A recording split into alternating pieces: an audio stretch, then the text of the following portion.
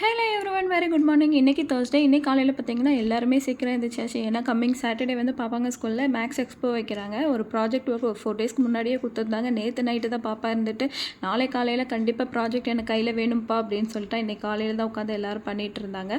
இந்த ப்ராஜெக்ட் விஷயத்துலலாம் நான் தலையிடுறதே கிடையாதுங்க. நம்ம பண்ணோம் அப்படின்னா அதில் 72 கோளாறு சொல்லுவாங்க.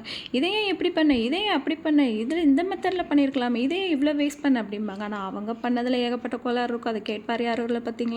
அதனால் அவங்க சௌரியத்துக்கு பண்ணுவாங்க அப்படிங்கிறதுனால நான் கண்டுக்கிறதே கிடையாது. அது நாளைக்கு காலையில் கொடுக்கணுனாலும் சரி, இன்றைக்கி கொடுக்கணுன்னாலும் சரி, நீங்களே பண்ணுங்கள் அப்படின்னு சொல்லிட்டு நான் விட்டுருவேன். உங்கள் வீட்டில் எப்படி எப்படிங்கிறத எனக்கு கமெண்ட் பாக்ஸில் கமெண்ட் பண்ணுங்கள்.